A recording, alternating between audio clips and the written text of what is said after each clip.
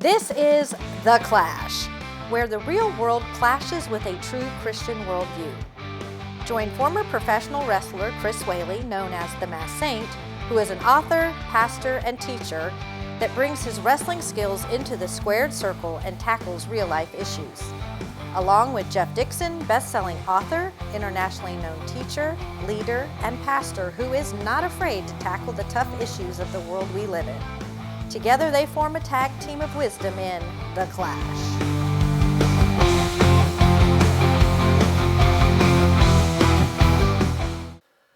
Hi, welcome to The Clash, where we take the culture that we live in and allow it to clash into a Christian worldview. And the end result is this show where we're going to talk about things as it relates to life and love and following God and all those kind of things. I'm Jeff Dixon. I'm joined by Chris Whaley. And this is a very special episode. We're getting into the holiday season, the Christmas season. But before we get there, we got another date we have to get over. Yep. Which Thanksgiving. one? Thanksgiving. Yep. One of my favorites. Well, I think we should maybe call this the Thanksgiving episode. Wow. I wish I'd thought of that. Yeah, because That's a great there's not a episode. lot of Thanksgiving specials out there. No, not like this. There's not. Yeah. There's not. Even Thanksgiving movies. Oh yeah, there's no such animal, right? There's nothing. We're filling a void. We are, and so this is destined, I believe, to be a Thanksgiving classic. Yeah. So There you go. grab a turkey leg, rip it off the bird, sit down in front of your television, your phone, whatever you're watching us on, and get ready.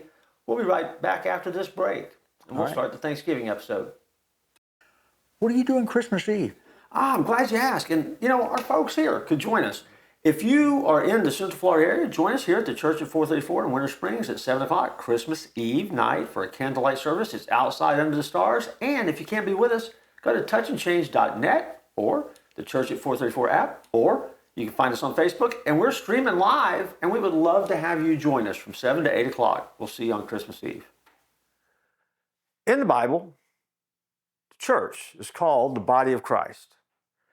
Hopefully you have a place that you call home when it comes to church. And hopefully you attend there, and hopefully you find a connection with other people. But also, we live in a world where we are connected digitally. And online, you're more than welcome to come visit the Church at 434. That's where Chris Whaley and I are part of that staff. The website, touchandchange.net, touchandchange.net. Use the QR code to get there. You'll find all sorts of resources that will help you in your journey of faith. We look forward to seeing you at the Church at 434. Hi, welcome back. This is the Thanksgiving episode. Hopefully you're enjoying that turkey leg that you're stuffing your face with. It's that time of year. It's a great time of year. It is. And we are Awesome time. coming up on Thanksgiving. What do you remember about Thanksgiving as a kid? What was that like in the Whaley household? Well, to be honest with you, those were not good days. Okay.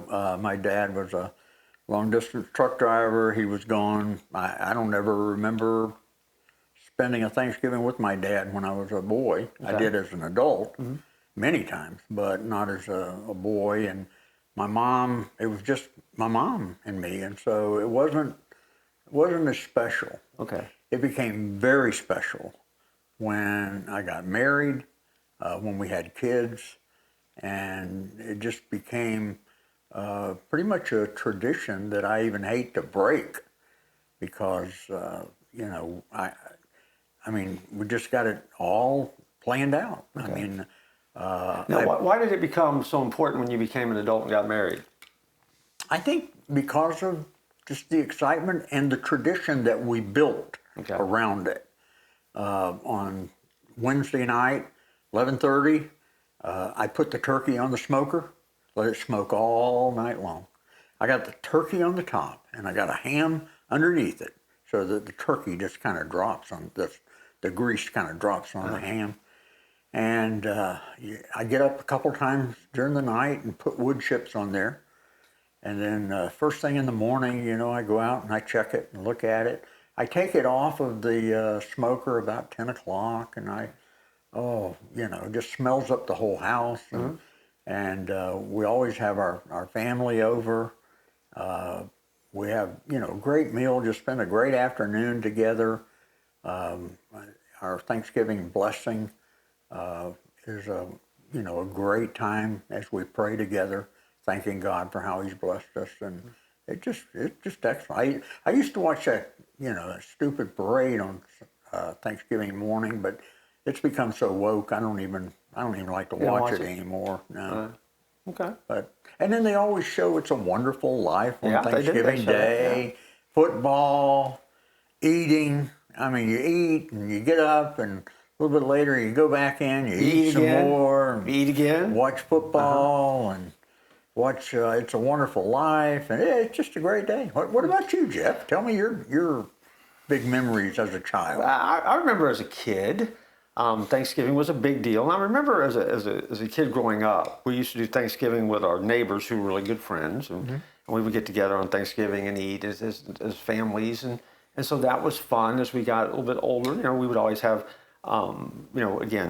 folks that would join us at the table. But my mom was always just, very diligent. Man, she would put together a Thanksgiving dinner. She'll watch the show. She did a great job with that. Her dressing was incredible. And she, made Thanksgiving fun. And so I have a lot of good memories of Thanksgiving. I remember the older I got, Thanksgiving seemed to get a little bit more complicated because you had to show up, at your house. You had to show up at somebody else's house. You had to get from place to place trying to squeeze it all in. And as I got to be an adult, again, it has evolved because, again, it started with a family at home. We would have Thanksgiving and everyone would come over. We used to do Thanksgivings in the front yard, like the Pilgrims. We'd put tables out in the front yard under the trees, and we would just, kind of eat out there, and everybody would come, and we would just spread food out. And as time has gone by, you got people who have not, who have moved away and maybe no longer with us. And so we'll spend Thanksgiving, actually, for the meal portion, down here at the church. Really? And we'll be here at the church, and usually there's a few guests that will come our way, and and anybody that wants to come can kind of come and hang out, and we'll eat here. And so it's just changed. The theme is still the same. The food hasn't changed that much. I mean, it's still pretty much the same meal. But see, I do still watch the parade. You do? Yeah, I'm always waiting for that balloon to go wonky. Huh. I love the possibility of a balloon going off track. I think that's kind of exciting. And I never watch A Wonderful Life. I watch Miracle on 34th Street, the old one. Oh, yeah. The classic. Color or black and white? Black and white. Black and white. Because, again, because that really is a Thanksgiving movie. That's classic. It starts Thanksgiving Day, Macy's Parade, fascinated by that. And so for me, that's part of the tradition. Yeah. Usually Thanksgiving night at some point is when I get to the point where that's ready to come on and turn on. And the other thing that happens on Thanksgiving is that's our official start day to count down to Christmas. Yep. And so we actually start doing some decorating that day. We do it the next day. Okay. The next day, I put the lights up, I get the tree out of the attic, I get the decorations out of the attic, we decorate the house, and usually we put on It's a Wonderful Life while we're doing that. Oh, you do it? Okay, that works. So we, I don't always watch it on Thanksgiving, even though it's on, because we watch it while we're setting up our tree. And something great about Thanksgiving too is to try to include some people or a single person that doesn't have a family, and get them to be a part of it. Yeah. We have a young black guy that used to live across the street from us, and he's usually at all of our holiday celebrations, because he's from Michigan, doesn't have any family down here, so we're his family. Sure. And matter of fact, he was at the house this morning, and we have a great time inviting people that don't have family. Yeah. And I got to ask you this question: What is your favorite dish on Thanksgiving? Pumpkin pie. Pumpkin pie? Yeah. See, I'm not a turkey fan. Yeah. I could do without the turkey. For a few years, we went through a stint where not only did we have turkey, but we also would have brisket. Now those were the good Thanksgiving years. Yeah. But I tolerate turkey. Yeah. It's okay. It's not I don't my eat favorite. turkey either. It's not my favorite. I eat ham. I love ham. I like smoked turkey though. Oh, yeah. And I like the ham. Yeah. But so that's not my favorite. But I love the desserts. Yeah. They're great fun. I love the trims. I don't get as excited necessarily about the meal because I'm not one that's going to eat all day. I just get excited about the opportunity to have. It's a different meal. You have people around. There are people that you might not normally get to eat with. I can remember the ones that we used to have in the yard. You never knew who was going to walk up. Yeah. And grab a seat, and so it always kind of made it special. Well, my favorite is my wife makes a sweet potato casserole. Okay. And it's got kind of a pecan crust on it. Mm-hmm. Make a puppy pull a freight train. Really? I mean, it is the best stuff. Matter of fact, I'm going to do something for our audience. If you want my wife's recipe for sweet potato casserole, you email me, and I will send you her recipe for sweet potato casserole. It is amazing. I can't wait for Thanksgiving. Well, and so at the bottom of the screen, you now see Chris's email address. And email him if you want that recipe. And if you don't hear back from him, you'll know that when he went home and told Verna about this, that she said, I'm not sending my recipe out. that could very well happen. Well, she got it from somebody. She doesn't mind. And then Chris will be available to come to Thanksgiving at your house. And so don't hesitate to invite him when you email him. Now, as you think about that, I mean, I'm always intrigued because people kind of run the gamut with Thanksgiving traditions. Some people like it, some people don't. Some people just skip right past it. Right. To go toward Christmas. For me, it's kind of the official kickoff to Christmas. Right. Even though all the stores are already set up and everybody else is selling stuff and you're already probably shopping by then, that there's something special about that day and just kind of turning the corner. And what I like about Thanksgiving is that moment where you're getting ready to move into a season where you're going to be thankful for a lot. Really focused on that and what Jesus did and God's gift of that baby in the manger. I mean, all of that really does kind of, to me, get teed up around Thanksgiving. Oh, yeah. And after that, it's kind of like all bets are off, and here come the lights, here comes the decorations, here come the parties, here comes the gift giving, the gift sharing. I mean, all of those kind of things get stacked up. And it's very, very cool, very exciting. And so Thanksgiving is fun. Yeah, I love it. Well, hopefully, our audience is looking forward to Thanksgiving. I hope so. I mean, those are some of our memories. But, everybody's different. I mean, everybody, may like it, they may not like it.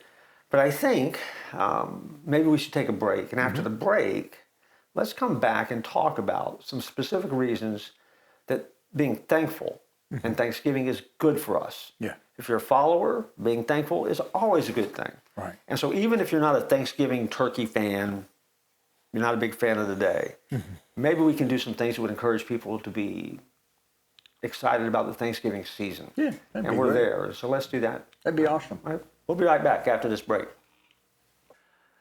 Hi.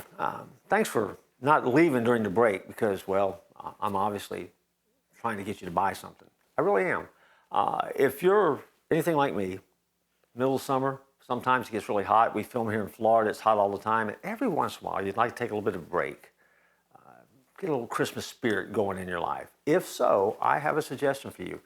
I have written a novella based upon the characters that show up in my novels. It's called Then Christmas Happens. It's available in the exclusive paperback edition, the collectible hardback edition, or if you're lazy like I am and you want someone to read to you, you can also get this book on Audible in about an hour and 10, 15 minutes. Hear it, read it, and get a little Christmas magic happening in your life. To get it, you have to go to Amazon, look up My Name's Jeff Dixon, and then let Christmas happen in your life. We are back. This is the Thanksgiving episode, and we talked about memories and traditions and things that we like or don't like about Thanksgiving early on. Let's turn the corner a little bit though and talk about the spiritual aspect of Thanksgiving. We understand as followers of Jesus, we need to be thankful. Right. Let's unpack that a little bit for our folks. What do they need to know about that? Why they need to be thankful? You and I were talking before we started filming today, and I shared with you, and I'll share with our audience, that, for me, the greatest thing in the world that I have to be thankful for is the fact that I am a sinner saved by the grace of God. That's my greatest Thanksgiving, is for His marvelous grace in my life. How about you? About the same. I'm teaching right now about the choices we make, pre-choices. And I am convinced that one of the downfalls for followers is that we don't make a choice when we go to bed at night to wake up in the morning thankful for a new day. All right. I mean, the fact that we can wake up bleary-eyed and turn off the alarm and shake off the cobwebs and get up knowing that we have one more day. Mm-hmm. But we weren't guaranteed when we went to bed. Right. We get to start by being thankful. Right. And I'm a big proponent, right? I mean, this is the day the Lord's made. I'm going to rejoice and I'm going to be glad in it. I'm going to give thanks for the day that I get, because nothing's ever promised and nothing's ever guaranteed. No. And now I guess the older I get, the more mindful I am of that. When you're younger, you're indestructible. Right. But I stood by enough gravesides and enough emergency rooms to know that, what, that's not the case. Yeah. There's no day like this day. Right. And so we need to be thankful for that, because that thankfulness really does kind of set the tone for everything else that's going to happen. It changes everything. Right. Absolutely. It's going to happen. It does. I mean, we couldn't do this show if we weren't thankful for the good gift that God has given us. Yep. That's good. Yeah. Well, one of my favorite passages, and you actually prompted me to this passage, because you did this great series on Mark 12:30 through 31. Love the Lord thy God with all your heart, with all your soul, with all your mind, with all your strength. Actually, how many messages? 5? I got 6 out of that one. Six messages. Yeah. That you can watch. That's right. If you go to our website or go to the app, the Church at 434 app on your phone, you can go back and watch all of those messages that he preached on that. But it's from Luke chapter 7, verses 36 and following, where Jesus went to the home of Simon, the Pharisee.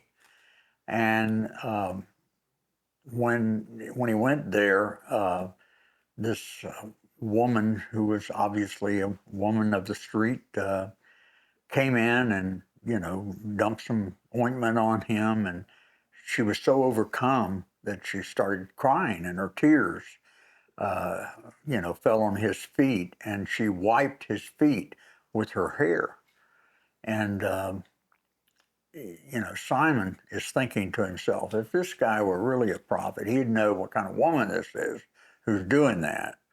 And so he's no real prophet. Jesus knew what he was thinking. And he said, Simon, he said, let me tell you a story. And told him the story of the 2 debtors.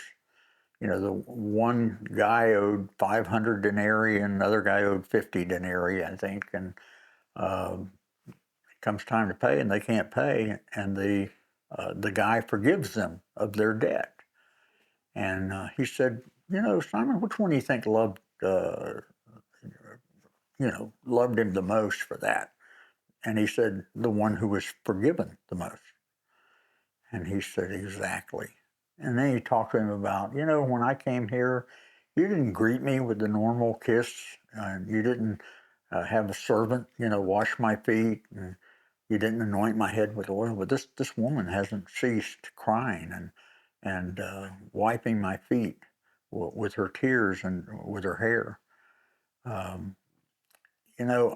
guess I'm in that category with the woman, because I'm a sinner, man. Mm-hmm. And to have the forgiveness of Almighty God, that's a big deal. Sure. And there's a lot of people that really don't think about how thankful we should be for what we have through Jesus Christ. Yeah, I love that story too. How would you like to be Simon? And Jesus know what you're thinking and call you by name and tell you a story that intersects what you were thinking in your head that no one else knew. Yeah. Right? Yeah. I mean, wouldn't that scare the willies out of you? Yeah, and I can imagine that music in the background going ta-dun-dun. Oh yeah. I mean, that's just brutal. I mean, and it's such an on the point story. Now, again, Jesus told it, so we would expect nothing less. But still, it's a powerful moment because again, we are so consumed, I think, in life sometimes with what's wrong and what's not going well. And again, we have to put energy into those situations and circumstances. But by doing that, I think that we fail then to put the energy that we need to into being thankful. Right. And really taking the time and saying, God, I'm having a hard time here, but I sure am thankful for what you've done and how you're working and your provision and stuff like that. I mean, I think that sometimes we're really short on our memories. Yeah. About what it is we're really supposed to be about, and what we're doing. What is it that drives us to that point, though? It's what happens in life, Some guy wakes up one morning and he's got a note from his wife who's said, I've had it and she's leaving, and he gets divorce papers. Life just kind of happens. Or the person that's waiting for the results on a biopsy, and you find out that it's bad. I mean, life just seems to be in your face, and it's sad that it takes those moments to drive us to God. And of course, we're always so thankful when God comes through. Yeah. I hate to say it that way, but I like your idea of starting the day thankful for another day. What's tragic, I think, about the situations you just mentioned is not just the fact that, sometimes it takes something catastrophic to drive us to God and to say and to learn thankfulness. How often have you met people, and I know I met them too, where God has intervened and shown up, and you've actually heard them say, I will never take God for granted again, or I'll always be thankful. And yet, as time goes by, you forget. We get right back into old patterns, old ways, start making the same old mistakes, being the same old boneheaded people we were before. Right. And we lose that excitement and that appreciation and that joyousness about being thankful for God. And I think that's one of the reasons that Thanksgiving as a day becomes so much more powerful if we will hold the day, because it kind of reorients us. Right. It kind of sets us apart and reorients us as we get ready to move into Christmas. And I think there's incredible value in that. I think we need those moments that we really do remember and on purpose change our focus. Right. Because sometimes, someone needs to grab me and just go, will you look at what's going on around you? Be thankful, bonehead. Yeah. Just like everybody else. I can do that for you. Oh, I appreciate that. And I know you would. And we'll do that for you too. Just give us a call. We'll send you a video and let you know. But we all need that from time to time, right? Yeah, absolutely. Because again, we become we micromanage our problems sometimes to the point of not doing or accomplishing anything else. That's exactly We're just so consumed. Right. And thankfulness is healthy for us, though. I think that shows up. I mean, in Scripture, we're to rejoice, we're to give thanks. What are the benefits? What does a life look like when it becomes thankful? What does our life look like when we become thankful? I think one of the things is you're going to see joy. Yeah. You're going to see peace. You're going to see contentment.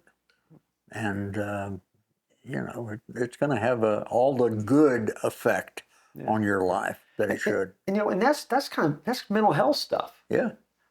I mean, we live in a world where people, sometimes struggle with keeping their head in the game. Now, again, I'm not talking about mental illness or anything like that. I'm just talking about that general overall, man, if you're going to try and keep your head where it needs to be, thankfulness really does drive and kind of keep you focused and keep your mind sharp on what needs to be sharp on. Right. And I think because everything you just mentioned, that's just a part of the way we view life. And it's not a feeling. It's a choice, it's a decision, and it's the way that we live. Right. I also think, I think being thankful enhances your relationships. Oh, yeah. Because, I'm thankful for you, you're thankful for me. We're thankful for our audience, but when you're thankful for the people that you're dealing with. Right. Makes all the difference in the world. Yeah, you see people as creations of God that you have the opportunity to interact with. That's pretty spectacular, I think. Pretty awesome. Yeah. Yeah. It really is. Anything else pops in mind? What happens to a life that's lived thankfully? Well, I think a life that's lived thankfully is you start looking at life differently. It's not so much wrapped up all around you, but we kind of open the door to let other people in, and then trying to use our life so that people can have Thanksgiving in their life too. So it's just all the way around. Yeah. And that connection becomes really important too, because it is incredibly hard to be thankful in isolation. Yes, it is. And when we isolate ourselves, we find ourselves kind of getting in there and Right. and it Crunch down. yeah, it really does. I mean, it becomes tough. Yeah. I'm hoping that as we move into this Thanksgiving Christmas season, that our viewers, you and I, can keep in mind the importance of giving thanks and being thankful, because we got a lot to be thankful for. Having a thankful spirit about you. I mean, I'm thankful for our audience because, I mean, two guys like you and me, we got a TV show. Yeah. I mean, man, we're going to be thankful for that. I mean, because, we're like, monkeys pounding rocks. I mean, we Right, don't know a whole lot about anything.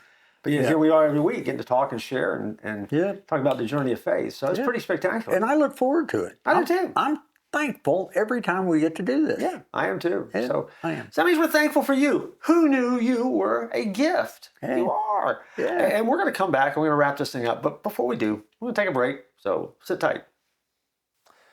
Hey, it's me again, and I just wanted to take a moment and invite you to check something out. It doesn't cost you a dime, but I think that it's something you might really enjoy. The Church at 434, where I'm the pastor, where Chris Whaley is on staff, we have an app, and that app is absolutely free. You can find it by going to the App Store for iPhones. Just type in the Church at 434, or go to Google Play for Android phones.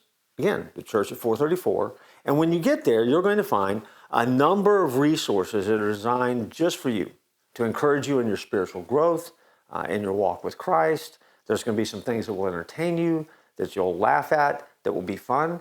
And you can also tap in and watch our worship services. You can see some of the films that we've made. You can see some of the activities that we've got. And you can connect to the ministry of the Church of 434, where Chris and I are a part of that on a weekly basis. And we would love for you to join us and become a part of that network with us. And so check out the Church at 434 app in the App Store or in Google Play, and you can visit with us there. Also, you can email us right through that app, and we'd love to hear from you. Just say, hey, I got the app, and I like it. If you get the app and you don't like it, we don't want to hear from you. But that's a whole different thing.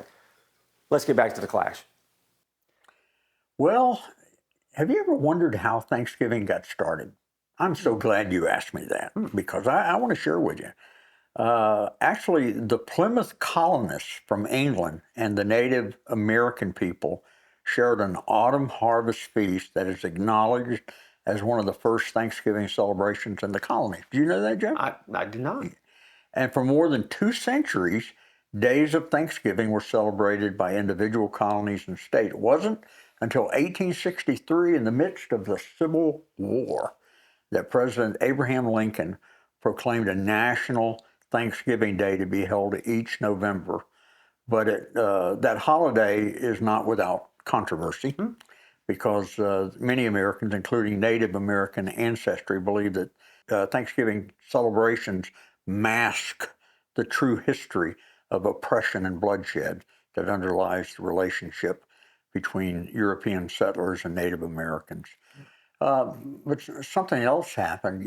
They made it a national holiday for the fourth Thursday of the month, and then Franklin Roosevelt changed it to the last Thursday of the month, because he wanted people shopping because of the Depression. economy, right? Yeah.